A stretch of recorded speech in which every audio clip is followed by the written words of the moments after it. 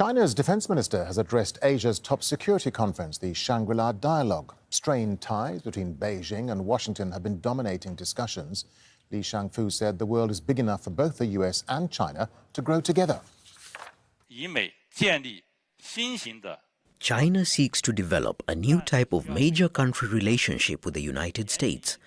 As for the US side, it needs to act with sincerity, match its words with deeds, and take concrete actions together with China to stabilize the relations and prevent a further deterioration. China and the US should properly handle differences, brave difficulties, and find a way to get along. The past few years have seen China-US relations at record lows since forming diplomatic ties.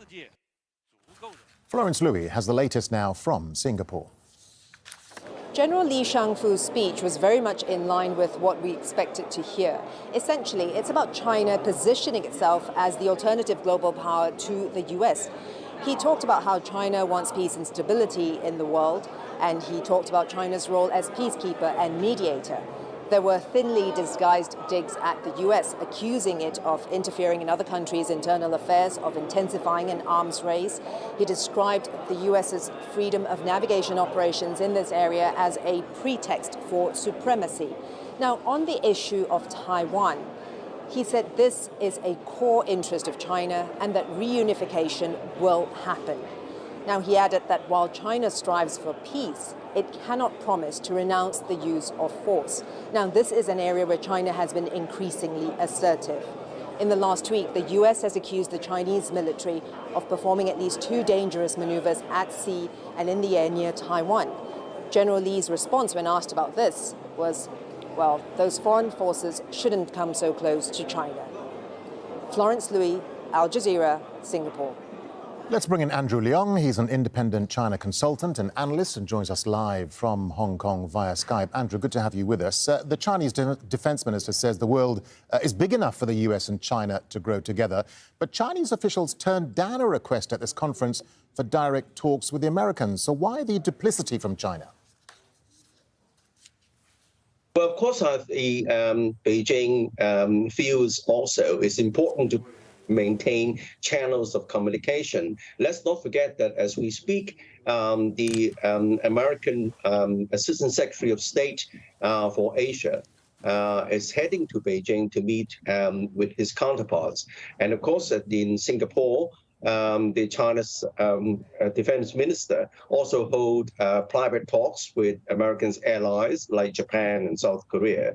But then, of course, the high-level talks directly between the two defense ministers, China is resisting that as a signal to American hypocrisy, because in Beijing it's felt that the United States is saying one thing and doing another, saying that it's not trying to derail the progress of China, but on the other hand, well, so it's interesting. It's interesting, Andrew. You talk about hypocrisy because the U.S. Defense Secretary Lloyd Austin said Washington's extremely concerned about aggressive Chinese fighter jets operating against U.S. aircraft over international waters in the South China Sea. China says it wants a better relationship with the U.S., but its military actions prove otherwise. Well, it needs to be put in a broader context because even before the dialogue, even before the recent direct confrontation between the United States and China, China's sea lane of communication, which is, of course, not only the Taiwan Strait, but the South China Sea, is surrounded and circled by American military assets. The first island chain center in Okinawa, the second island chain center in Guam, together with the military choke points in Singapore, which controls the throat, as it were, of the flow of China's lifeblood. Of trade, of importation of energy. So if you were in China and you're being encircled, naturally you put a lot of defenses.